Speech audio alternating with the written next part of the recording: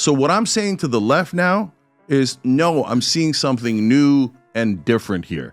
The MAGA base has changed. I'll be honest. I mean, in 2020, I was super pissed.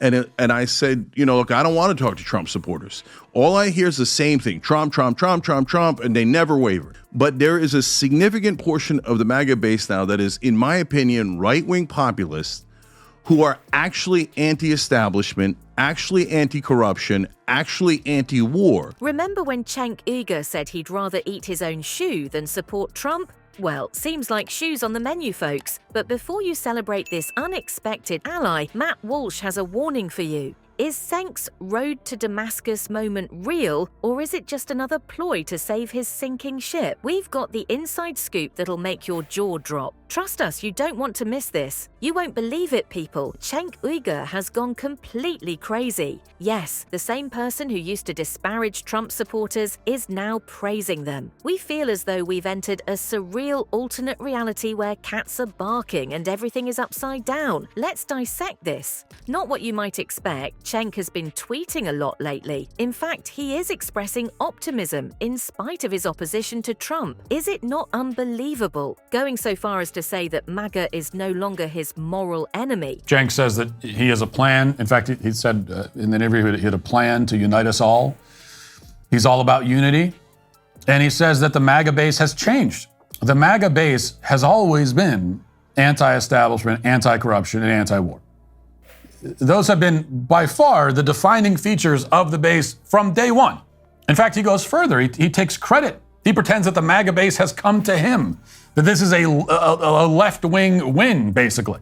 Is he going to start donning a red hat next? But hold on, things get even stranger. Cenk boldly asserted in a recent interview that the MAGA base has evolved. According to him, they are actually anti-establishment, actually anti-corruption, actually anti-war. Wait, what? Is this the same Cenk who once blasted the MAGA movement for being corrupt and dangerous? He seems to have undergone a political personality transplant of some sort. If that wasn't enough to make your head spin, Cenk is now advocating for harmony between MAGA supporters and the left. Yes, you heard correctly.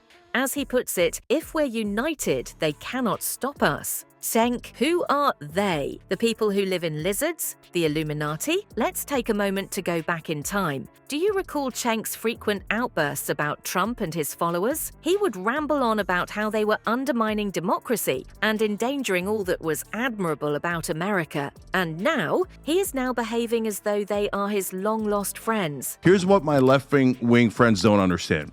They think you guys are all MAGA, and MAGA means it's a cult, and you're never going to disagree with Trump. You're never going to disagree with each other.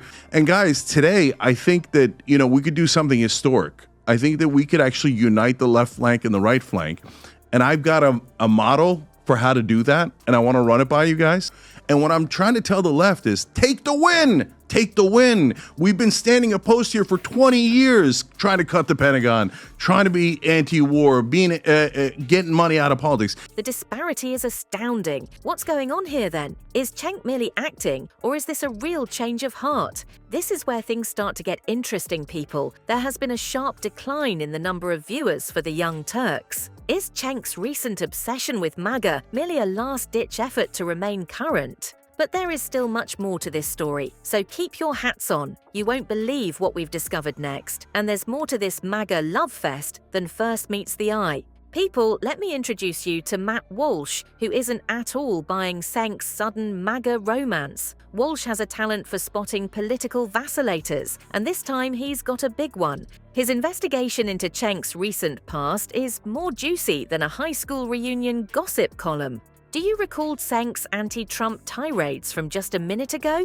Walsh does, and he's giving them away for free. Cenk seems to have forgotten that the internet never forgets. He calls Trump supporters every imaginable name one moment, and then tries to get close to them as if they were old friends. Whiplash, huh?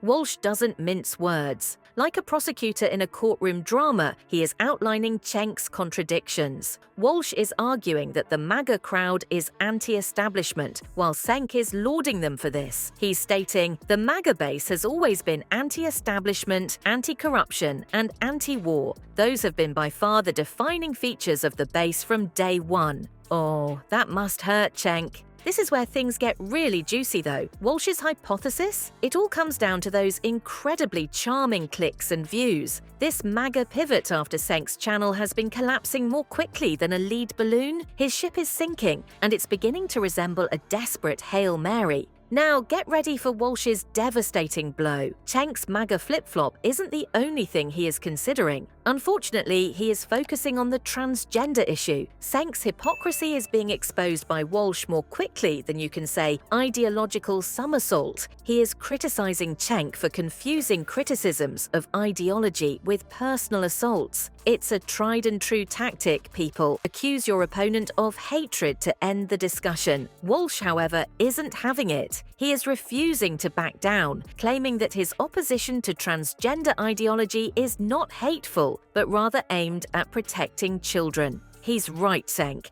You had better come with a great deal of humility and regret if you're going to change sides. After throwing stones for years, you can't just walk into the conservative clubhouse and expect to be welcomed. What implications does this have for political discourse then? People, this is a wake-up call. It's time to start posing some serious questions when commentators begin to change their opinions more frequently than a pop star changes their attire. Are we witnessing sincere sentimental shifts or merely frantic attempts to gain attention? There is no denying that viewers like us are left unsure of what to believe as media trust continues to erode. People, we just saw Cenk Uygur's political integrity fall apart, and it's a dumpster fire of epic proportions. This is a wake-up call for the entire political commentary community, not just one man's frantic attempt to gain notoriety.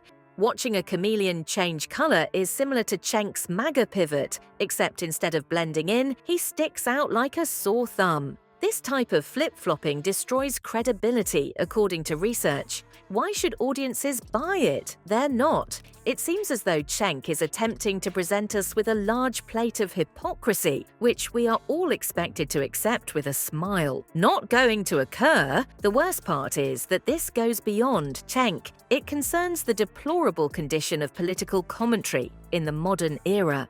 In our society, values are as ephemeral as the news of the day, and trust, that's wasting away more quickly than Cenk's audience. So, people, what's the lesson here? Never, never, question those abrupt shifts in political positions. It's time to put on your detective hat and dig deeper when a commentator at a fundraiser makes a complete 180-degree turn more quickly than a politician, because the truth is getting harder to find than a unicorn at a rodeo in this crazy world of views and clicks.